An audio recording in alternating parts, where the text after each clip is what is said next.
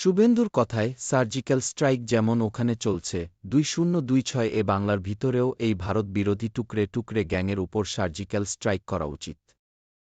বিজেপিকে যদি বাংলায় মানুষ আনে 2-4 ঘণ্টার মধ্যে যাদবপুর থেকে তাদের চুলের মুঠি ধরে পিটাতে পিটাতে ভারতবর্ষের সীমান্তের বাইরে নিয়ে গিয়ে পাকিস্তানে ড্রোনে বেঁধে ফেলে দিয়ে আসব। সেই পোস্ট সম্পর্কে জিজ্ঞাসা করা হয় শুভেন্দু অধিকারীরা। সেই সূত্রেই তিনি নাম না করে বিঁধলেন বামেদের। বিস্তারিত ভিডিও কিভাবে মিডিয়ার মাধ্যমে প্রকাশ করা হলো। এরা কমপ্লিটলি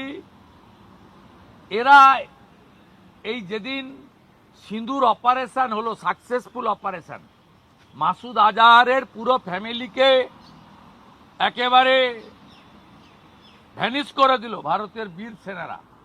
100 কিলোমিটার ভিতরে ঢুকে মারল। 100 kilometre, this is first time. 1971-এও 100 কিলোমিটার ভিতরে যায়নি। সেই দিন একটা মক ড্রিলের কথা ভারত সরকার বলেছিল 7-এ। 6 তারিখেই মিডনাইটে অ্যাকশন হয়েছে।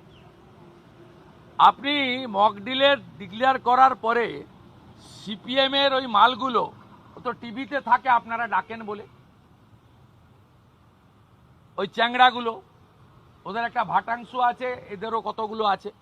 5বার করে ভোটে হেরেছে। সেলিম যেমন 3বার ভোটে হেরেছে পরপর। শতরূপ না কে একটা আছে, সেও 4-5বার ভোটে হেরেছে। সবগুলোই হারে ভোটে, আবার যত দাঁড়াবে হারবে। এবং হারা শুধু নয়, এরা সিকিউরিটি মানিও ফেরত পায় না।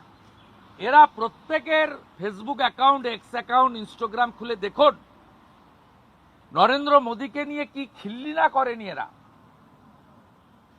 বলছে ইনি কোভিডের সময় থালা বাজাতে বলেছিলেন। কি বাজেভাবে 6 তারিখে ওদের পোস্টগুলো দেখুন, নোংরাভাবে ভারতবর্ষের প্রধানমন্ত্রীকে আক্রমণ করেছে। তারপরে 7 তারিখ থেকে মুখ চুন হয়ে গেছে, মুখ বন্ধ।